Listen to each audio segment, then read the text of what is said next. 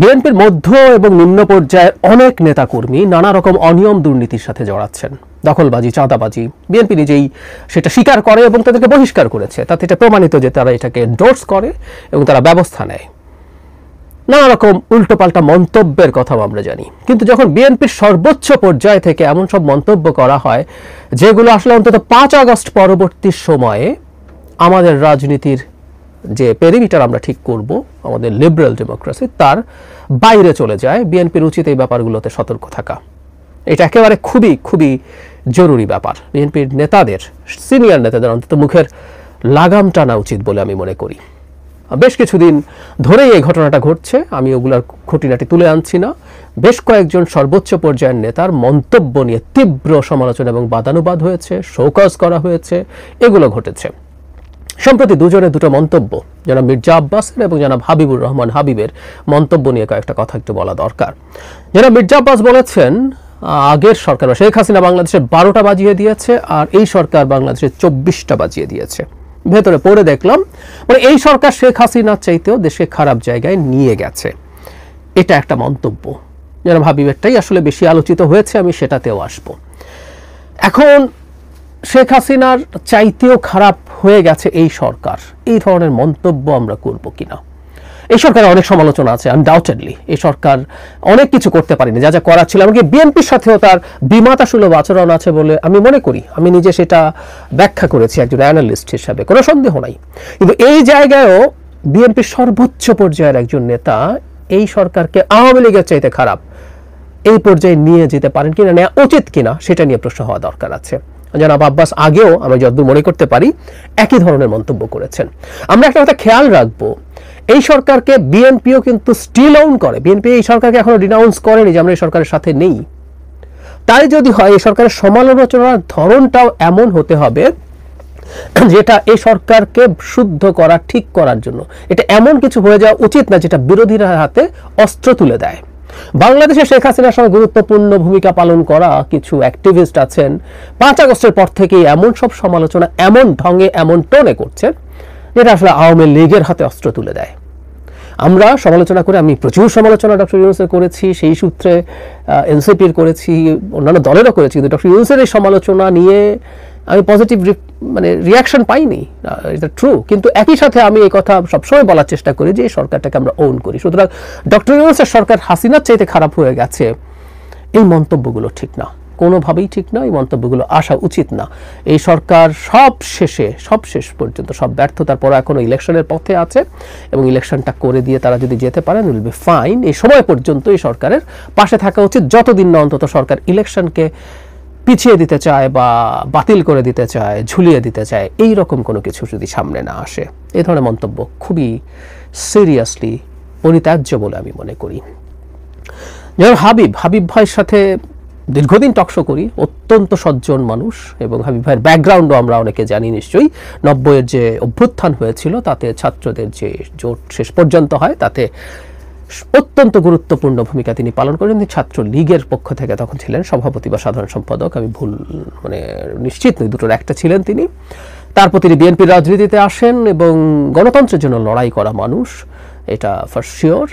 কিন্তু তিনি সম্প্রতি একটা কথা একটা আলোচনা সভায় বলেছেন, কথাটা স্লোগানে বললে একটা কথা, যেমন ধরি আমরা ট্রেডিশনালি আমাদের স্লোগানে অনেক অ্যাগ্রেসিভ কথাবার্তা বলতে শুনি। আমি আগে হাবিব ভাই কি বলেছেন সেটা একটু জেনে নেই। আমরা অনেকে খেয়াল করেছি, তার একটা ভিডিও ছড়িয়ে পড়েছে, সেখানে তিনি বলছেন নৌকার ধানের শীষ, 2 সাপের একই বিষ। অত্যন্ত অফেন্সিভ কথা। হাবিব ভাই এটা শুনে খুব ক্ষুব্ধ হয়েছেন, ক্ষুব্ধ হওয়ার কথা, কোনো সন্দেহ নেই।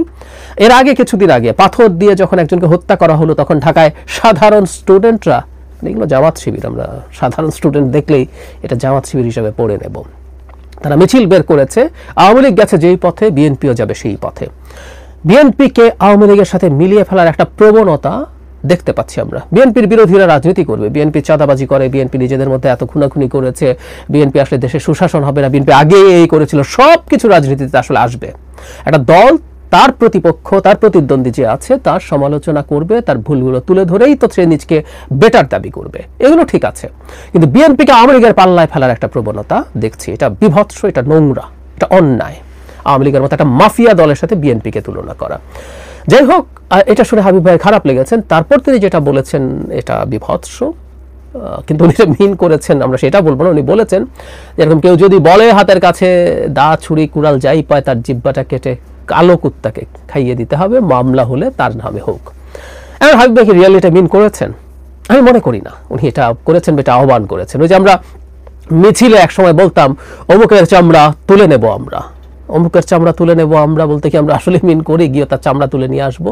কিন্তু মিছিল আমাদের এই ধরনের অ্যাগ্রেসিভ স্লোগান হয়েছে এবং আমরা ধরে নিয়েছি আমাদের গণতান্ত্রিক ব্যবস্থায় আমরা এটাকে অ্যাকসেপ্ট করি, এটাকে খুব ভায়োলেন্ট কিছু হিসাবে নেই না। কিন্তু রাস্তা স্লোগান আর একটা আলোচনা সভায় বলা কথা কি একই? দ্বিতীয় কথা হচ্ছে রাস্তায় আমরা এই ধরনের স্লোগান আর দেব কিনা, এসব নিয়েও আলাপ আসতে পারে 5 আগস্ট পরবর্তী সময়ে। সো যারা হাবিবুর রহমান হাবিবের যে বক্তব্যটা সেটাকে নিছক রাজনৈতিক রেটরিক হিসাবে নেব, নাকি এটা কিছুটা হলেও এক ধরনের ভায়োলেন্সকে উস্কে দেওয়ার সম্ভাবনা আছে সেভাবে দেখব। ধরে নিলাম এই স্লোগান দেওয়ার পর জিব্বা কেটে কুকুরকে খাওয়ালো না, কিন্তু এই সম্ভাবনা তো আছে যে এটা দিয়ে উত্তেজিত হয়ে বিএনপি নেতাকর্মীরা তাদের সামনে যদি এই ধরনের স্লোগান আবার কেউ দেয়, তার উপরে ভায়োলেন্ট হয়ে ওঠা সম্ভাবনা আছে। ইনফ্যাক্ট এটা খুবই উস্কে দেওয়ার মতো স্লোগান। কিন্তু আমরা প্রায় একটা কথা বলি, উস্কানি থাকলেও, ভার্বাল উস্কানি থাকলেও কেউ কোনোদিন কাউকে ফিজিক্যালি অ্যাটাক করতে পারে না। Full stop. এটা নিয়ে আমরা আসলে কোনো রকম কোনো আলোচনাই করতে চাই না যে আমাকে নিয়ে এত খারাপ কথা বলেছে দলকে নিয়ে, তাই আমি মাথা ঠিক রাখতে পারি নাই তাই এটা করে ফেলেছি। না, এটা করা যাবে না। ফলে এই ধরনের স্লোগানও কাউকে কোনো না কোনো ফর্মের, আমি এত ভায়োলেন্ট কিছু না, মাচ লেস ভায়োলেন্ট কোনো ভায়োলেন্সে ইন্সপায়ার করতে পারে।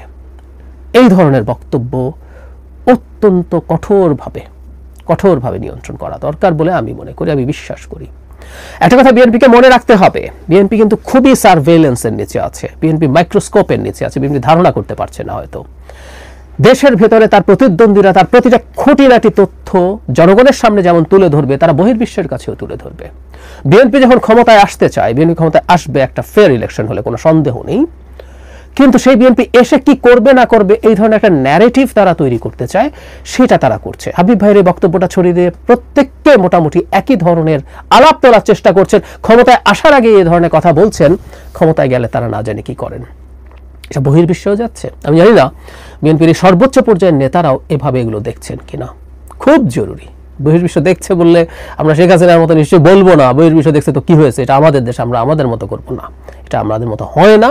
পৃথিবী খুবই কানেক্টেড নাও এর এইজ। সো এটা ম্যাটার করে অন্য দেশ, অন্যরা শক্তিশালী দেশগুলো তারা কিভাবে কি দেখছে।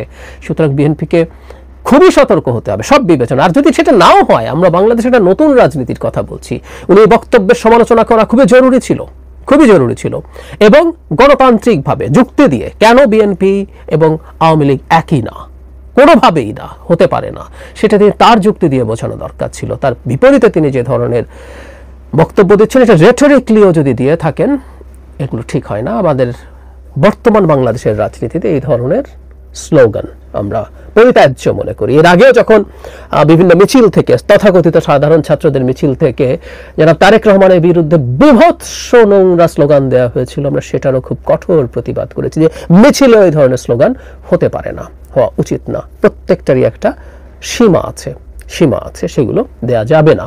এটা একদম আমাদের এই বিদ্যমান রাজনৈতিক প্রেক্ষাপটে, বর্তমানে আমরা রাজনীতিকে যেভাবে দেখতে চাই সেখানে এটা হতে হবে। বটম লাইন, শুরুতেই বলেছিলাম বিএনপির মধ্যনিম্ন পর্যায়ের লোকজন যা করছে সেটাও আমরা নিন্দা করি, কিন্তু বিএনপির সর্বোচ্চ পর্যায়ের মানুষ যারা তাদের দলের নীতি নির্ধারণে প্রভাব বিস্তার করেন, যারা এমপি হবেন, মন্ত্রী হবেন, গুরুত্বপূর্ণ পদে যাবেন, তাদের মুখে লাগাম দেয়া খুব জরুরি। এই দুজনের বাইরেও কয়েকজন নানা রকম মন্তব্য করে তীব্রভাবে সমালোচিত হয়েছেন। আমি আশা করি বিএনপি এই ব্যাপারটা খুব সিরিয়াসলি কগনিজেন্সে নেবে। আজ 16 জুলাই আবু সাইদের মৃত্যু দিবস। এদিন আরও ওয়াসিম সহ আরও 3-4 জন মারা গেছেন, সম্ভবত সংখ্যাটা 5 বা 6। শেখ হাসিনা বিরোধী আন্দোলনের গণ অভ্যুত্থানের শুরুতে এই প্রথম মৃত্যু হয়। এর আগের দিন ঢাকা ইউনিভার্সিটিতে স্টুডেন্টদেরকে বেদম পেটানো হয়েছিল, ছাত্রীদের সেই রক্তাক্ত ছবিগুলো ছড়িয়ে পড়েছিল, তারপরই এই ঘটনা। এর মধ্যে আমরা সাইদের মৃত্যুকে আলাদাভাবে দেখি, আলাদাভাবে দেখা উচিত। আমি মনে করি এই গণ অভ্যুত্থানের সবচেয়ে বড় ট্রিগারিং পয়েন্ট ছিল এটা। অনেকে গণঅভ্যুত্থানকে পরিকল্পিত মিটিকুলাসলি ডিজাইন বলেন, মানে অনেকবার বলেছি, এটা নিয়ে ভিডিও করেছিলাম, এগুলো আস্তে আস্তে এবার হয়তো রিপিট করব, আবার একটু নতুন করে স্মরণ করা। তো এরকম একটা ভিডিও আসলে তৈরি করা যায় না। আমি এটাকে একেবারে আলাদা করে দেখি, কারণ যারা নিহত হয়েছেন একটা অংশ এই আন্দোলনে বা গণঅভ্যুত্থানে গিয়ে নিহত হননি, বাসায়ও নিহত হয়েছেন আছে, অন্য কাজে ছিলেন নিহত হয়েছে আছে, আবার গণঅভ্যুত্থানে নেমে শেখ হাসিনা বিরোধী লড়াইয়ে নেমে হত্যাকাণ্ডের শিকার হয়েছেন, সেটাও আছে। কিন্তু আবু সাঈদের মতো বুক পেতে দেননি। সেই যে স্লোগান, সেই যে কথা আমরা দেয়ালে লিখে ফেলেছিলাম, বুকের ভেতরে দারুণ ঝড়, বুক পেতেছি গুলি কর। সাঈদের কারণে এটা হচ্ছে একটা মানুষ, একজন তরুণ এরকম করতে পারেন, এটা করতে পারেন। এবং এটা শুধু বাংলাদেশের ক্ষেত্রে না, আমি মনে করি ভবিষ্যতের ইতিহাসের জন্য সাঈদ অমর হয়ে গেছেন। সাঈদ অমর হয়ে গেছেন যেখানেই একটা অথরিটারিয়ান নিপীড়ক রেজিম জনগণের উপরে নিপীড়ন চালাবে, সেখানে সাহসিকতার দুর্দান্ত এক প্রতিচ্ছবি হিসাবে আবু সাঈদ বেঁচে থাকবেন। এটা একটা আইকন, তার দুহাত প্রসারিত করে বুক পেতে গুলি মুখে দাঁড়িয়ে থাকার ছবিটা। গত বছর এই দিনে সাঈদের মৃত্যুর পর যে ভিডিওটা করেছিলাম সেটা একটু আবার স্মরণ করছি, আমি এটার সাথে যুক্ত করছি। অনেকেই দেখেছেন, যারা দেখেননি দেখতে পারেন। এবং সেই ভিডিওটা খুঁজে বের করার সময় মনে হলো, আহা কি সব দিন এসেছিল, কিভাবে এই দেশের প্রতিটা মানুষ প্রত্যেকে তার জায়গায় তার মতো করে সাঈদ হয়ে উঠেছে। সাঈদ বলতে আমি গুলিতে বুক পেতে দেওয়ার কথা বলিনি, সাহসিকতা দেখিয়েছেন যেভাবে পেরেছেন। আমরা একত্র হয়ে উঠেছিলাম, আমরা একাট্টা হয়ে উঠেছিলাম শেখ হাসিনাকে বিদায় করার জন্য। আমরা সফল হতে পেরেছিলাম। যে কাজটা আমরা কেউ করতে চাইনি, সেই কাজটা করতে হচ্ছে, লাশ গুনতে হচ্ছে। এর চেয়ে মর্মান্তিক কিছু আর হতে পারে না। সারা দেশে আমি এই মুহূর্তে যখন ভিডিও রেকর্ড করছি, তখন অন্তত 5 জন শিক্ষার্থীর মৃত্যুর খবর এসছে আমাদের কাছে, তাদেরকে হত্যা করা হয়েছে। চিটাগংয়ে 3 জন, ঢাকায় 1 জন এবং রংপুরে 1 জন। আরও অনেক গুলিবিদ্ধ মানুষ, ছাত্র শিক্ষার্থী আছে, সেটা আমরা দেখেছি। মানে এটা বাংলাদেশেই সম্ভব, একটা মগের মূল্যকেই সম্ভব।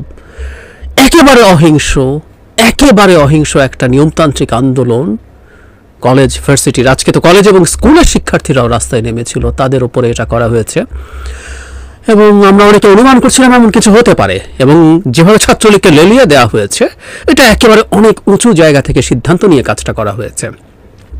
এবং প্রেডিক্টেবলি তারা তাদের বল প্রয়োগের মাধ্যমে ভীতি তৈরি করার চেষ্টা করেছে, যেটা তাদেরকে ক্ষমতায় টিকিয়ে রাখবে বলে তারা বিশ্বাস করে।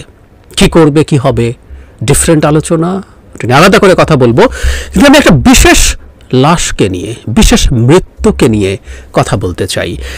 আমরা খেয়াল করেছি কিনা জানি না, রংপুরে কোটা আন্দোলনের সমন্বয়ক আবু সাঈদ মারা গেছেন, তাকে হত্যা করা হয়েছে। এটা পুলিশ হত্যা করেছে, আর বাকিগুলো সম্ভবত ছাত্রলীগের গুন্ডাদের গুলিতে মারা গেছে। পুলিশ তো আসলে একটা রাষ্ট্রীয় বাহিনীর পর্যায়ে নাই, ওটা গুন্ডায় পরিণত হয়েছে, সরকারের পেটোয়া বা লাঠিয়ালে পরিণত হয়েছে। আমি মন্তব্যে একটা ভিডিও দিয়েছি, এই ভিডিওটা কিছু অংশ চাইলে এখানে দিতে পারতাম, কিন্তু এটা দেই না আমি সাধারণত, কারণ এতে ভিডিওগুলোকে এজ রেস্ট্রিক্টেড করে দেয়, এতে সোশ্যাল মিডিয়ার অ্যালগরিদম এগুলো স্প্রেডিং কমে। আমি চাই আমার এই বক্তব্যটা সবার বা যত বেশি মানুষের সামনে সম্ভব পৌঁছুক। ভিডিওটা আপনারা দেখলে দেখবেন, আমরা কেউ সাঈদকে বোকা বলতে পারি, বোকাই তো, বোকা না হলে এত সাহস কারো হয়? পুলিশ গুলি করছে, সাঈদ সামনে দাঁড়াচ্ছে, হাত দুটো ছড়িয়ে দিয়ে দাঁড়াচ্ছে। ও একবার গুলি খেলো, তারপরও বোকা ছেলেটা পালালো না, ও থেকে গেল, একই ভঙ্গিতে আবার দাঁড়ালো। ওকে আবার গুলি করা হলো, ও লুটিয়ে পড়লো, ডিভাইডার পার হয়ে ওই পারে গেল। ভিডিওটা দেখবেন। যখন তাকে তুলে নিয়ে যাওয়ার চেষ্টা করা হচ্ছে, তখন ও যেতে চাইছে না। কি বোকা মনে হয়, আমাদের যে কারোই মনে হবে। কিংবা ছেলেটা ভেবেছিল, এইভাবে আমি নিরস্ত্র এবং একেবারেই কোনো রকম কোনো আক্রমণাত্মক ভঙ্গি ছাড়া যদি দাঁড়াই, এটাতে মনে হয় পুলিশ গুলি করবে না। কিন্তু ওই যে বললাম, বোকা। ওই দেশের পুলিশকে চেনে নাই, মনে করে নাই, বোঝে নাই, ভাবে নাই। এমনকি প্রথম গুলির পরও সে সরে যায় নাই। আমরা এই একটা মৃত্যু নিয়ে খুব আলাদাভাবে কথা বলা দরকার। কেন কথা বলা দরকার? আমি বেশ কিছুদিন আগে, আমি যখন এই চ্যানেল শুরু করেছি তার কিছুদিনের মাথায়, আজ থেকে 1.5 বছর বা 1.25 বছর আগে একটা ভিডিও দেখিয়েছিলাম, যেখানে কোনো একটা ঘটনায় পুলিশ পেটাচ্ছিল লোকজনকে, যেখানে একটা ভবনের একটা কোনায় কয়েকজন আটকা পড়ে এবং পুলিশ গিয়ে তাদেরকে, তারা একেবারেই পর্যদস্ত অবস্থায় আছে, তাদেরকে পিটিয়েছিল। আমি পেটানো নিয়ে কথা তুলেছিলাম। পুলিশ বল প্রয়োগ করার সক্ষমতা সম্পন্ন একটা রাষ্ট্রীয় বাহিনী, সে বল প্রয়োগ করতে পারে। সেখানে লাঠিচার্জ থেকে শুরু করে বিভিন্ন রকম অস্ত্র সে ব্যবহার করতে পারে। টিয়ার গ্যাস পারে, সাউন্ড গ্রেনেড পারে, শটগানের গুলি, যেগুলোকে আমরা ছররা গুলি বলি, এমনকি সে প্রাণঘাতী অস্ত্র ব্যবহার করতে পারে প্রয়োজনে। কিন্তু একেবারে অপ্রয়োজনে একটা লাঠির বাড়িও পুলিশ কাউকে দিতে পারে না। সরি, পুলিশ কোনো গুন্ডা বাহিনী না, পুলিশ মগের মুলুকের কেউ না। ও রাষ্ট্রীয় বাহিনী, রাষ্ট্রীয় পোশাক পরে, জনগণের ট্যাক্সের টাকায় তার বেতন হয়, অস্ত্র কেনা হয়। সুতরাং কোন ঠাসা কাউকেও লাঠির বাড়ি দিয়েছেন? আপনি লাঠির বাড়ি যদি প্রয়োজন হয়, রাস্তা ক্লিয়ার করতে চাইছেন, দিলেন। এটা কি কাউকে ছত্রভঙ্গ করা জরুরি মানে দিলেন? যে মানুষটাকে আটক হয়ে যাওয়ার জায়গায় এসছে, তাকে প্রয়োজন হলে আপনি গ্রেফতার করতে পারেন, আপনি তাকে পেটাতে পারেন না। না, আমরা আমাদের সোসাইটিতে এই কথাগুলো বুঝি না। আমরা মনে করি পুলিশ পেটাতেই পারে যে কোনো পরিস্থিতিতে, ধরে নিয়ে গেলে তো কথাই নেই। আর এখানে সাঈদ যখন একেবারে নিরস্ত্র অবস্থায়, এক ধরনের তারুণ্যের উচ্ছ্বাস, সে হাত দুদিকে সরিয়ে বুক চিতিয়ে দাঁড়িয়েছে। ও তো কোনো আক্রমণ করছিল না পুলিশকে, কিচ্ছু করছিল না। ও দুহাত দুদিকে ছড়ানো, কোনো রকম কোনো হুমকি কিছু নাই। তাকে ঠান্ডা মাথায় গুলি করে হত্যা করেছে পুলিশ। এই দেশের পুলিশ কোন জায়গায় চলে গেছে, আওয়ামী লীগ পুলিশকে কোন জায়গায় নিয়ে গেছে, এই ভিডিওটার এই অংশটা, এই মৃত্যুটা, এই লাশটা খুব ক্লিয়ারলি সাক্ষ্য দেয়। এই একটা ডেথ নিয়ে আমরা প্রতিটা ডেথ নিয়ে শোরগোল করব, প্রতিটা নিয়ে। একটা কথা মনে রাখতে হবে, ছাত্রলীগের গুন্ডারা কাউকে হত্যা করা, রাষ্ট্রীয় বাহিনী হত্যা করার মধ্যে ডিফারেন্স আছে। রাষ্ট্রীয় বাহিনী একটা জুরিসডিকশন, একটা ল, কনস্টিটিউশন, এগুলোর অধীনে কাজ করে। ওর হাতে বন্দুক আছে বলে যাকে তাকে যখন তখন গুলি করে দেওয়া যাবে, এই ফাজলামো আমরা মানি না। আমরা অনেকদিন একটা কথা বলেছি, এই ধরনের আন্দোলনে ছাত্রলীগ আওয়ামী লীগ যখন বলে তারা দেখে নেবে, তারা কন্ট্রোল করবে সবকিছু, স্ট্রংলি প্রটেস্ট করেছি। আমি বলেছি যদি তেমন কিছু হয়, তেমন দায়িত্ব যদি কারো উপরে আইনগতভাবে থাকে, সেটা হচ্ছে রাষ্ট্রীয় আইন শৃঙ্খলা রক্ষাকারী বাহিনী, পুলিশের সেই দায়িত্ব, সে সক্ষমতা, সে আইনের মাধ্যমে তাদেরকে দেওয়া হয়েছে। কিন্তু পুলিশও আইনের মধ্যে কাজ করতে হবে, জাস্ট একটা তৃতীয় শ্রেণীর গুন্ডা বাহিনীর মতো কাজ করতে পারে না। সাঈদের মৃত্যুটা আলাদাভাবে বলছি, প্রতিটা মৃত্যু তো বিভৎস বটেই, এই মৃত্যুটা নিয়ে আমরা একটু আলাদাভাবে যেন কথা বলি, সেটা আমাদের মাথায় রাখা উচিত। সবকিছু নিয়ে আরো বিস্তারিত কথা পরবর্তীতে বলছি।